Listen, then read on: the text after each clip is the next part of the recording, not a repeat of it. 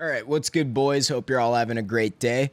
And today, I want this to be a lesson for all of us. I want you all to pay attention, all right? Basically, I want you all to know that lying is bad, all right? I think we all know that. But if you ever are going to lie, though, don't do it like this guy. So the man we're taking a look at today is Ted Haggard. Now, Ted over here is a pastor who goes around Colorado, or used to, and would preach to everybody about the horrors of being gay. You know, you start fingering other dudes' buttholes and all of a sudden Jesus is going to send you to hell. He was one of those religious people, you know, just God hates the gays, gays going to hell, blah, blah, blah, don't be gay, you know. Now, things got really awkward for Ted within his community when his gay prostitute came out, and this guy basically said, you know, in between butt blasting each other, we would also smoke meth. So Ted's found himself in quite the pickle, you see, because not only is he the warrior of God who's motorboating some hairy ass cheeks, but now he's tweaking on meth on top of cheating on his wife and lying to his whole community. So he's with his family and gets confronted by this news reporter in Colorado. And when asked about his drug addiction, this is what he had to say. The man who's making the accusations, Mike Jones, did fail part of the polygraph. It showed deception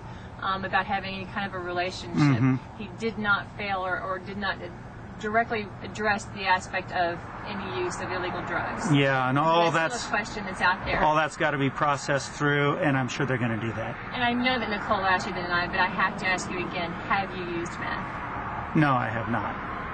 Okay, and the voice expert that is in Denver that was hired by KUSA has matched now 18 of the words left on the voicemail message. I did call him. I did call him. And what did you call him about? I called him to buy some meth, but I threw it away. I want you guys to just take a look at this face right here.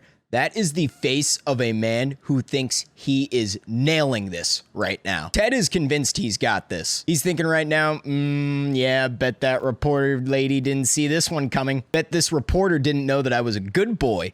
And who were you buying the meth for? No, I was buying it for me, but I never used it. Have you ever used meth before? No, I have not. So. And I did not ever use it with him. And did you ever have sex with him? No, I did not. And at what point did you decide to throw away the meth? Right after. I never kept it very long because it was wrong. I was tempted. I bought it, but I never used it. Well, there you have it. A bulletproof explanation if I've ever fucking heard one. I love the look on his face this whole time, too. Like, he's so proud of himself. He's like, oh yeah, I'm such a good guy. You know, they're totally buying this. See, guys, Ted is such a good role model because he bought his meth, but he sat down, he thought about it, you know, looked at it, and he threw it away. I honestly have no clue where the hell Ted thought that he was going with this one. I mean, seriously. You would have to be so dumb to ever believe for a second that this guy would buy meth and then just throw it away because it's wrong. Clearly, he was convinced for whatever reason that this was going to work for him. I mean, it's his story and he was sticking to it. But this happened a while ago, and eventually more evidence really quickly came out.